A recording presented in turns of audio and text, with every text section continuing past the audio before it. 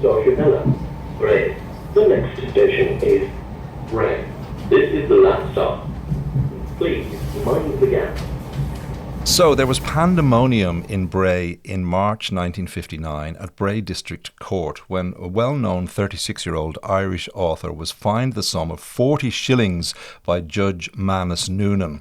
The author's crime was being drunk, disorderly and abusive at 1 o'clock in the morning at Church Road in Greystones, where he was arrested by Gardaí. Now, Leah and Pat, who are we talking about? 1950 what? 1959.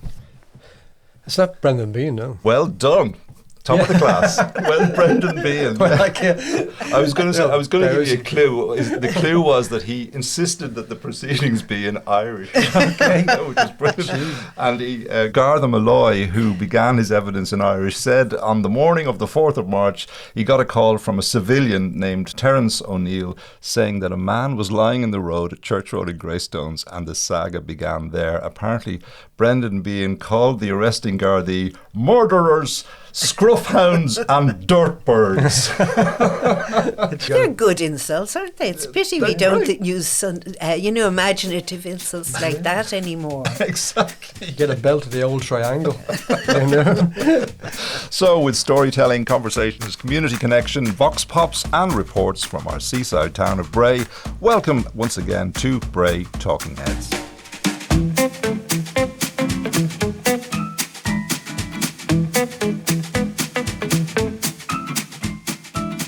So it's Mark, Leah and Pat. And welcome once again. Now in this episode we're going to hear about the background to old Bray nicknames like Jazzer Parr, Sampy Sutton and Driller Cullen. And we're going to hear an archive interview with the Man on the Corner, which was the name of a column which used to run in the Bray People and was written by the late Jim Brophy. But first, as we know, in December last, Australia implemented a world-first legally binding ban prohibiting children under 16 from holding accounts on social media platforms, and we decided that it would be a good idea to test the temperature in Bray. So, Pat, you once again took to the streets with interesting results. I did indeed. I went up on a Saturday, and this is one of the vox pops whereby there was almost 100% consensus on the answer to what the, when I asked the question. What's the consensus around this table? I would agree with it, yeah, because I think there was a report recently in the Irish Times, I think it was in the weekend Irish Times, and teachers were saying how children now, when they come into school, they can't do the most fundamental things. Their motor skills are not as good, their socialisation is not as good, their sense of community is gone, and I've heard that over and over and over again, and particularly with teachers who are teaching young secondary students, they're saying they're in a different world, their concentration is shot.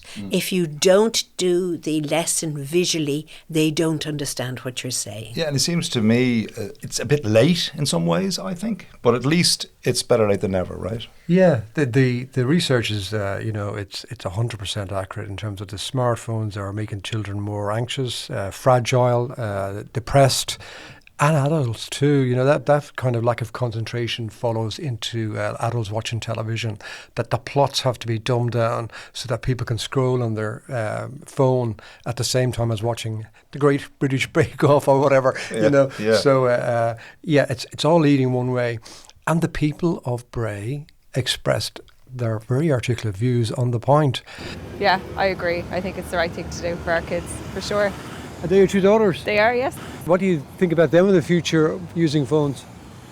Well, they already know they're not going to have a smartphone until they're 16, but they will maybe have a dumb phone when they're in school, just to, when they're a bit bigger. But they already understand that it's not for us, so yeah. I think it's probably a good idea, to be honest with you. Yeah, I think under 16, yes, definitely. I think it is. There's been a malign influence on a lot of kids, but standing outside the library, we need more reading, don't we? And active play, I suppose. I would fully agree, and I'd hope that Ireland would follow suit and bring in the ban as well, because I think social media can cause so much unnecessary angst in kids, and I think we should allow children be children and not record every aspect of their life. I'd agree with it, but I haven't got kids, so I don't know. I'd agree with it as well. Maybe 16 might be a bit like young or something like that, to be honest, to be fair. I don't like my daughter and stuff being on it as well, because... What age is your daughter? My daughter is 13. So there's too much going on social media, and their mind isn't developed enough, I don't think. Can I ask your older daughter, what age are you? I'm 11. Do you know some of your friends that have phones? Yes. And how do you feel about that? I'm not sure, like, I don't really mind that I don't have a phone, because sometimes, like, I can do, like, stuff on the iPad, and, like, I only really go into kids' YouTube to, like, watch art videos and stuff for, like, art stuff, so I don't really mind. I mean, you probably, like, stop a lot of mental health problems among the youth, you know, especially they have access to all this, like... I think some of it's useful, though, keeping it for our age. Like contacting parents, but yeah, that's really about it. I see you have 2 girls here. Is that your 2 girls? They are, yeah. Do you worry about them with mobile phones in the future? Well, they're not allowed them at the moment, and as long as I can stop them from getting them, they won't have them either. I think that it is the best thing for kids. I think that social media is one of the worst things that ever came out for kids, and I think the more countries that do it, the better, and protect kids from all social media and all its bad stuff for as long as possible would be great. Yeah, I agree. They can hook up to it when they're older then. So you're right, Pat, like unanimously everyone's in favour of the ban, I think, aren't they? Yeah, I'm very watchful of their kids. I suppose what's going on in the background too is that that recent, illumination of the problem with Grok and Twitter, that what that app was capable of, and how the big tech titans, mainly Elon Musk, was able to kind of just hold his ground and say, look, if you pay for it, you can have it, and that the state had to kind of like work out, and even Europe, what we were going to do about this thing.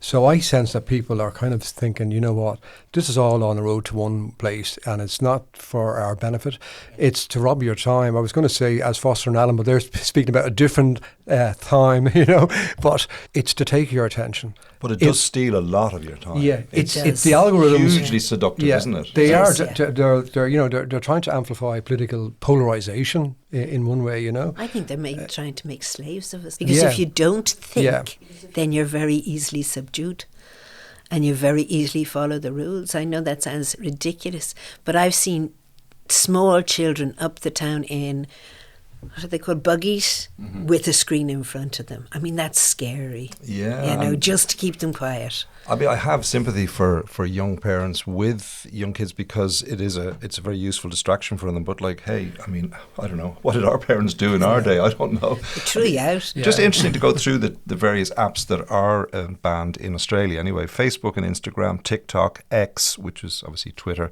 Snapchat, YouTube. That's having a YouTube account, because obviously you can log into YouTube. You can watch YouTube without logging in, I should say. Threads, Reddit, Twitch and Kick, which I've never heard of. There are talks now around other countries following Australia's lead. Yeah. So let's go back to the Vox Pop now and get some more responses on this one. And if I was to throw a sneaky question in and say about your own use on the phone, do you ever worry about how much time you spent on it yourself? Well, I don't use social media, but I do spend a lot of time scrolling technical stuff about work and reading reviews and reading about history and stuff like that. So, I don't know, I don't use social media really, so she says I spend too long on the phone though, but I don't look at that stuff. I actually gave up social media about 8 years ago, and it was the best thing I ever did. I'm delighted, and I would hope that they would do it in Ireland. I have 3 boys, the oldest of which is 12, so I would be more than happy that a similar thing would come in. Actually, I'm a teacher, and I can see it every single day. If you leave them with the phone, they are going to use the phone. But if you tell them you cannot use the phone in the school, they are going to play, and they play football and play running, and you can see how they enjoy it. How about your own use on the phone? Do you limit your own use? That's a good question. Maybe more than 2 hours per day, yes. Okay, I'm not gonna lie. But yeah, I think that I control myself with the phone. I certainly would have a ban on it, because the reason being that the world has changed now. to what it was 10 years ago, and there's too much now emphasis on. I mean, they've got this thing now called AI, which is where that's going to end, I don't know. But I certainly think there should be under 16 ban. I have an older daughter who is 14, and she got her mobile phone at the very end of 6th class, but she does not have any social media. We have to approve any apps, and she has not been allowed to download TikTok and Snapchat and Instagram. So we're trying to do our bit, which is our responsibility as parents, but I understand that, other kids have it, and that's fine. That's their family choices. So it's hard that our daughter's missing out, but it will make it so much easier if this law came into place in Ireland. And the kids will hate it, but that's okay. They'll survive, they'll find other ways to communicate that will maybe be more positive for them in the long run. Did I hear Joe Bollard's voice in there somewhere? Yeah. Joe from, of course, BLB days and well known in the town. He mentions there AI, okay? And first of all, what I didn't include there was how Joe uses the phone because he's blind, and how it's so, for him and for people like him to be able to use it, obviously. Yeah, and he explained all that to me. But then when he said about the AI, now, AI is all over everything. It's in the schools, in the colleges. It's over anything you can think of except broadcasting, like us here, real people. But to have There's more hope for us yet. to see that, like what phones or the watches are telling us, and how many heartbeats you have, and in terms of a future that's sustainable, we should be looking the other way. We should be looking at getting away, having time, interacting with people, communities. How much time do you spend on your phone, or do you have any social media presence or interactions? Too much. Yeah, I'd say too much as well. Yeah. But I read a lot, and I try to go out for a walk every day, and I do actually talk to real people. I think AI is interesting because I don't think, as a layperson, I know enough about it. I think that, like any revolution, there's going to be pros and cons to it. But I'm always hopeful that, the pendulum always swings one way, but then it swings back the other way. And I'm always hopeful that we'll start to see, with the introduction of AI and a better understanding of it, that we need to look after our environment, that we need to socialise with actual people. But like all of these technologies have good aspects to them and bad aspects to them, or sinister aspects to them. And it's just about finding the good from the bad, I guess, and being like a lot of those vox pops there, common sense. Now that couple that the wife said that she hadn't been off the social media for 8 years, I'm sure that will have a positive effect on her own children's phone habits in terms of social media use. It's difficult. I mean, It's as difficult for adults as it is for children. It is. I'd be first to put the hand up and say if I looked at some of what the usage was, I'd be so ashamed, in terms of the amount of hours that I've spent on phones. But I do a lot of, all my public stuff that I read is on phones. The papers are on phones, magazines are on phones, the podcast, the radio is on the phone. But there's no doubt that, you're on the dart, everybody's on their phone. Yeah, it used to be everybody was reading a book. That's right, that's right. Everybody's and now everybody's on the phone. Well, it went through a phase of everybody was reading the Metro because it was a free newspaper. That's gone. I think in terms of media literacy that the debate is open, and listening, deconstructing those answers that we're hearing there. People are very switched on. They very much are, with the people have asked. My daughters, just escaped the smartphones when they were being raised. I would hate to think if I had kids now, and I do see, a parent on the phone pushing the buggy or pushing the swing with one hand on the phone with the other. Yeah. Do you know what I mean? It's just a sign of the times. But there are pubs. I heard one yesterday in the UK, a chain that bans all phones. You're not allowed to take your phone out at all. That's a great idea. Okay, coming up in just a few minutes, the man on the corner. Bray Talking Heads. Stories from a seaside town. Now, Jim Brophy moved to Bray from Rathdangan, which is in West Wicklow, in 1951, and he started a column in the Wicklow People in 1971 called The Man on the Corner. Now, this column covered all sorts of really interesting local anecdotes and stories, and I interviewed Jim on local radio here in Bray 36 years ago in January 1990, and we're going to play a few short clips from that hour-long chat now. But before we hear from Jim, one thing he told me in the interview was that he used to type the column on his typewriter at home and send it in an envelope to Wexford to the editor for printing. And it was the only copy of the column. And once it got lost on the train, he got a call from the editor saying, "Quick, Jim, write another column." Because he had no carbon copy of it. Yeah, that's what I was just going to say. Why didn't he use carbon paper? Well, there you go. And then fax came in, and I think it changed his life, you know. And these obviously were the days long before with things like email. Anyway, let's hear a little from that radio interview. He read out a poem, actually, during the interview about his first impressions of Bray. When I came to Bray in the year 51, I saw in the Dargle a beautiful swan. She swam down the river along by the walk, and right overhead was a big hungry hawk. The castle was there in sweet little Bray, and across in Palermo I saw cocks of hay.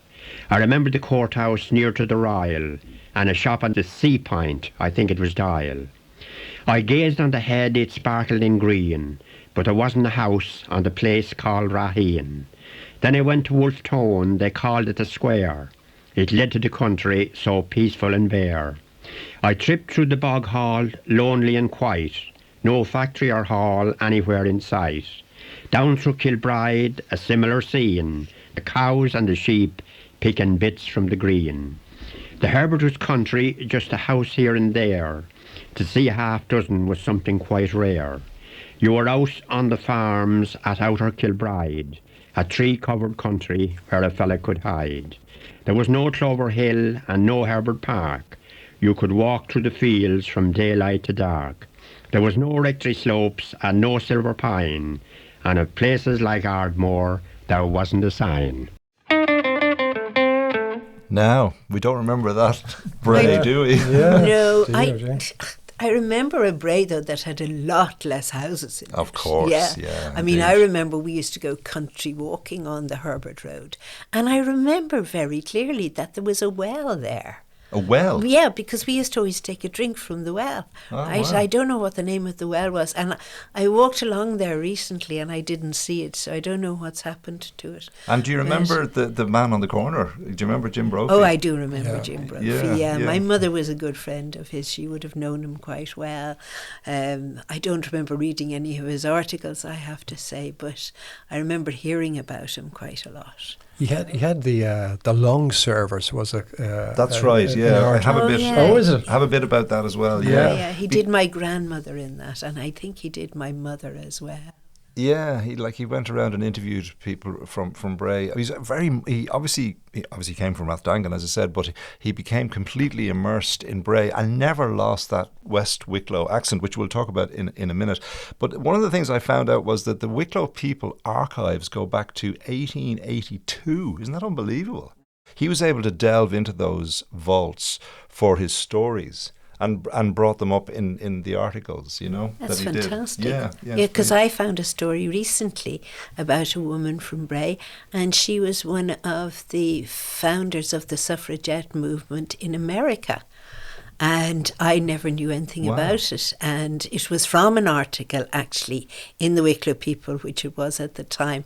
And I have a copy of it at home, because there's quite interesting women that came from Bray along the way. Wow. I mean, you must talk to Mark. Mark Brophy is Jim's son. Yeah. And he's the sports reporter, presenter for East Coast FM. Oh, I didn't know that. Yeah, Wow, on a Sunday night. And I think, now you've been to this, Mark, I think he might be the only Leeds supporter in Ireland, is he?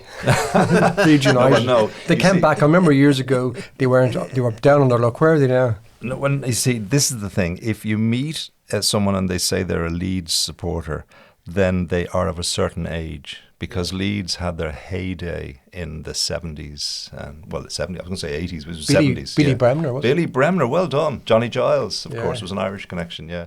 They were two hard men in midfield, they were great. But yeah, and Leeds they're back now, they're back in the Premier League now, so there you go. So yeah, if you meet a Leeds fan, they're definitely of a certain age. Okay. Okay, well look, let's hear a little bit more from Jim talking about these long servers and the interviews that he did. What I did was go out and talk to people who could be anything from 65 to 95. It was concerned only with Bray. I found that I was able to find out more about the Bray past that way than in any other way, because some of those people, talked about where they played and what they did in the early days and where they worked and all that kind of thing. Some amazing stories came out of it. Now there's a woman down there, Mrs. Gilmore, she was 86, and she was on with me, and I heard something there from her. The old bats down at the dock, she used to operate those where people came in to have bats, before the regular. This is the one at the harbour here. The one at the harbour, yes. Yes, yeah. There's still a big sign there on the wall that says bats. Yeah, that's right. That kind of thing. Also, I noticed the number of lawn tennis courts that were around Bray. There was one up on Church Road. There was one down on the Strand. There were a few others. And various things like that came out of this series, as well as some great characters. And one of the things in this age of frailty of marriage, as they say, one of the things that impressed me was the number of old pairs, who were so dedicated to each other, and how they had lived a long life and were still in love, as you might say. Yeah, that's lovely, though, isn't it? Yeah, lovely to see that. Yes. And I think it's great, So a youthful sounding me chatting to a youthful sounding Jim Brophy there back in the day in 1990. Your eyes lit up, Leah, when you heard about the tennis courts there. They did indeed, because I remember some of them. There was one down the road from us and the green is still there, and I think actually one of the people that live on Novara Terrace has actually put it back in as a tennis court. But I remember that being there very clearly. Always well kept. Yes, and then and then there was one further down the Sidminton Road. I think it was owned by Aravon, and they used to play cricket on it as well, right? That's right. So they always had the cricket field there. Yeah. And do you know that Aravon is Novara reversed? Back to front. Yeah, I knew that. Yeah. But there must have been a lot of people playing tennis in Bray then, in those days. Yeah, I think there was a lot of people, but I know in the Wicklow Lawn Tennis Club, put it this way, people of a certain religion were not accepted.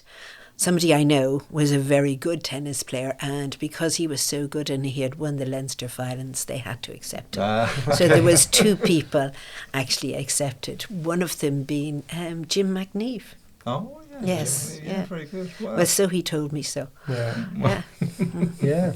You remember Jim, obviously, yeah? I remember Jim Brophy walking around. He was a real newspaper man, He'd have be ready to pull out that notepad, jot down the story. He was fully across what was going on in the community, including sports. He could do everything. And often journalists that come up through that field, for example, Michael Parkinson, through local papers, are superb. We only had the death recently of Paddy Clancy, what it says in the papers in RTE. They knew what was going on the beat, in the town and whatever. And it's great to see that local papers, including the Bray people, are getting funding for local democracy now. It's getting underpinned by a fund from the Commission them on. And you'll see more copy in the Bray People, and it'll say on it, funded by the Fund for That's local great. democracy. No, That's it's really, fantastic. Really good, yeah. Some great stuff coming up. You see it in the Indo on their online stuff. And we are a nation of readers, even though it's declining. We love storytelling. We love and our that's increasing. We love our story, and you can see it. And people are very switched on to things that are happening in terms of apps, social media. And we're back to that again. Let's get off that. Get off me old Facebook here now. Hang on. What is he like? He's obsessed. Obsessed he is, yeah. We should ban it for him. Yeah. Well, just one final clip from Jim. You might have noticed his unusual accent, which I mentioned a moment ago. As I say, he grew up in Rathangan in West Wicklow near Baltinglass there. So I asked him about where he thinks he got his unusual accent. I don't know. I suppose it's very hard to know about your own accent. But I think a lot of people would say that I have a very Wicklow accent. A daughter of mine, and he used to say when she heard me, I was on with you before one time. That's right. And she said, "Oh, that's a terrible Wicklow accent you have." Nothing wrong with that. We're talking about Rathdangan. I was going to tell you about one of the things about Rathdangan in my time was the burdens.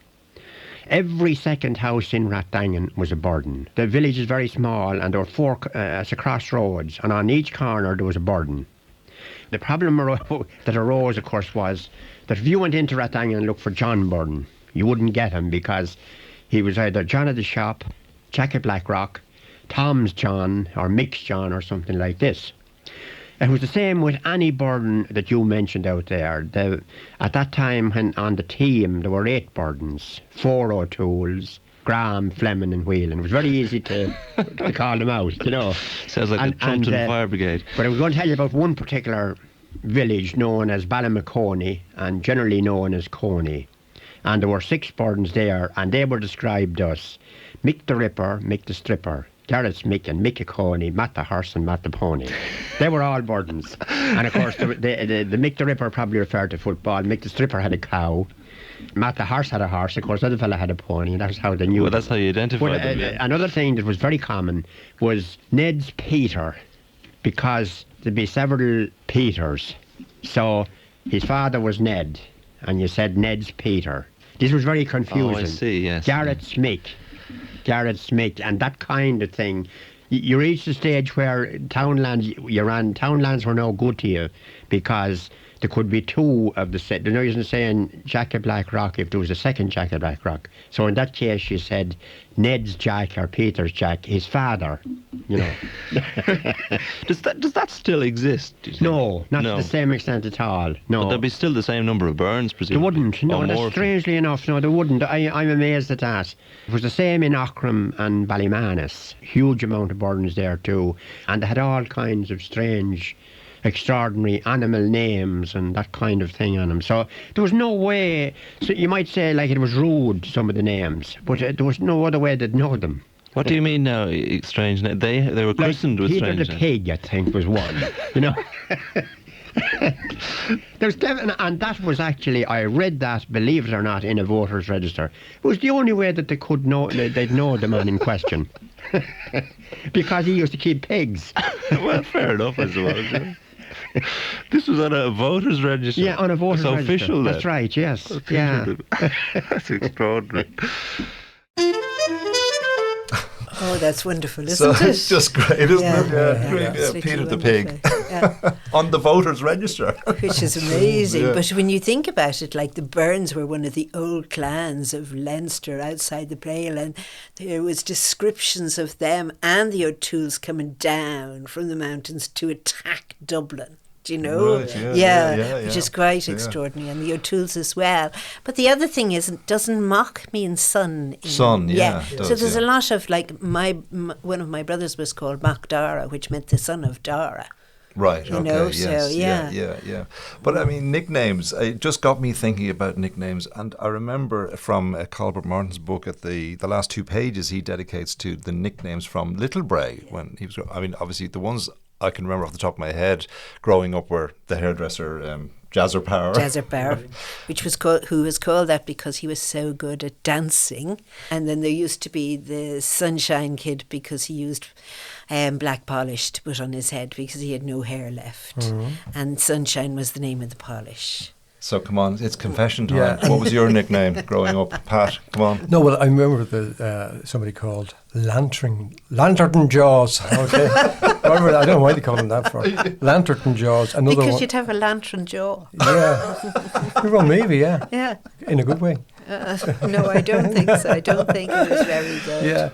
Yeah. My family being Hannon's, my grandfather's brothers, they were all giants. Okay, I just come under 6 foot, but they were all well into their beyond 6'5" and whatever, and they were called the Long Daws. The Long Daws happens. Yeah. But nowadays we've got Mick the Book. Mick the Book. Yeah. Yeah, well, he's famous throughout the town, isn't he? But why is it that men that get nicknamed? There aren't that many women with nicknames, are there? Or are there? No, it seems to be a thing, doesn't it? Yeah. I mean, I have a laugh with my two sisters. I am about a millimetre taller than them both, and they call me lanky kids. Well, that's ironic, isn't it? It is ironic. But the thing is too that there were aspects of people's character or their trade. Yeah.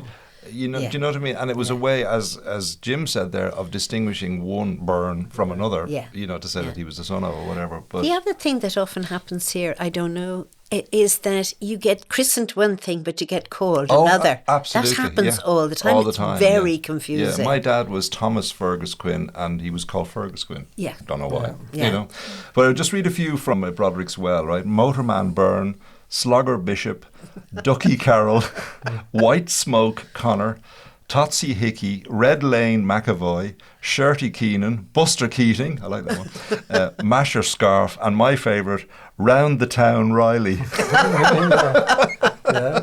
Oh, that's lovely. Round the Town Riley. Round the Town Riley, yeah, there you go. You must have walked around the town, There was, I remember one guy who had eczema on his hands. He was called Earthquake. Oh, no. Yeah. Oh, yeah.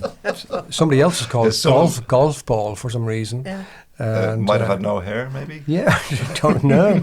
Yeah, and teachers used to have names. I'm trying to think of the teachers. Oh, well, teachers, yeah. Yeah, they Teachers always had. The crueler, the better with the teacher, obviously. Absolutely. Yeah. We had Gutty O'Connor. What was his name? Tom O'Connor, and his name was Gutty. A fellow with glasses that he was called Foggy because they steamed up. Oh, yeah. Foggy. Yeah. You know? The glasses. Yeah. And, you know, there was I'll spare some of the blushes. I won't mention that. There used to be a well-known cyclist in Bray. He was called Shaggy. Okay? And if you called him that, he'd come after you, you know? You see, that's the thing. Some people didn't like the nickname. That wasn't the fellow that always was on the beach getting a suntan, That might have been him. Yeah, that might have been him. Okay. Oh my God, we used to look at him because he obviously Mahogany. used fake tan at the time as well, because you couldn't have got a suntan like that in Bray. But he used to strut around the beach as if he was, you know, a model or something. Yeah. We talked to him because we were going by and he was a lot older than us, so we talked to him. And then he says, son, oh, excuse me, son, hello there, hello. And he'd be talking to some girl going by, excuse me. But, yeah, no, the names, the nicknames that carried into, you know, and beyond. There was a knifer was one, went into the next generation of whatever, you know. Yeah. But so basically what we're saying is that some people didn't mind their nicknames and others took exception. Probably took exception, but we don't know the people that took well, exception. the teachers would have definitely taken exception, wouldn't they? Yeah. The Tuna Lawn in Bray was a pub on the corner I down remember there. that, Yes, And the man, I'm trying to think of the man's first name, but because he had a patch over his eye, they called him the Ayatollah. And they say that in front of him. They say that in front of him, the Ayatollah. Isn't that great? Yeah. Okay, well, look, before we go, we've been wading through Bray, and God help the poor people that have been flooded, but my God, have we ever seen as much rain? You know, it's been unbelievable, hasn't it? The flood defences, though, did their job down on the Dargle, I think, so far, didn't they? Yeah. So far, so good. So far, so good. They've been holding up, and you know, somebody said on one of the social forums, Liam Collins, who used to live in the Killarney Glen, said they held up well, but also it was Bray's fortune to get the money because Clontarf, he said, turned it down at the time. That's how we got it. Oh no! Yeah, and they didn't want their walls to be high, that they couldn't see the sea and all that, but. There's also a professor called John Sweeney who has an opinion piece just recently, a few days ago, in the Irish Times about floods. He was one of the ones that sort of worked on the model for the 100-year flood. And he said that's sort of gone now because you have these big weather bombs coming, a cyclonic bomb in terms of the rain we're suffering at the moment.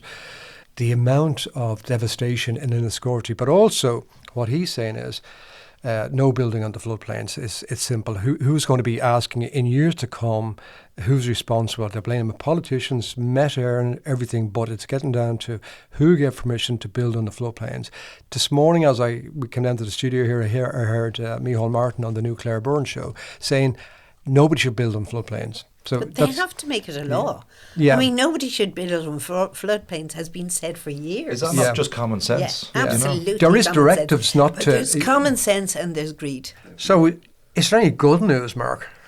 There's always good news if you look for it. This is always good news. No, I've put together a piece here which we're going to try and make a regular thing on the podcast, and that is to finish with some samples from previous episodes, just tiny little bites, and you'll hear that in just a moment. But before that, I just wanted to mention the email address, because we have had people emailing in and suggesting ideas for items to be included on the podcast, which I think is great. And that email address is braytalkingheads@gmail.com. So please drop us a line if there's something that's on your mind or something that you think we should include on this podcast about Bray. So for me, it's goodbye. And from me, it's Slán Awaya. And from me, it's take care in the rain. Goodbye. And we leave you with this little clip, which I've called Lovin' Bray. The strength of Bray is the seafront, which is much better now than it was 20, 30 years ago. It's a small town, but the people here are really nice. Amazing the love there is for Bray among those old people in particular. They wouldn't leave Bray for all the world. I do remember so many people who would kind of stop me in the street and would say, "Oh, you're from Ukraine. Yeah, we support you," especially in Bray. Winter and summer, the promenade, it can be harsh, but it's just brilliant, and the sea, walking with the sea, I think Bray is excellent. It's one of the best towns in Ireland, I would say. Love the light, love the sound, love the people, love the ambience. I love Bray, it's just a great place. You've been listening to Bray Talking Heads, stories from a seaside town. To contact the show, email braytalkingheads@gmail.com. Follow us on Facebook, Instagram and Blue Sky at Bray Talking Heads. Bray Talking Heads. History, stories, opinions and conversations. A podcast for Brayites everywhere.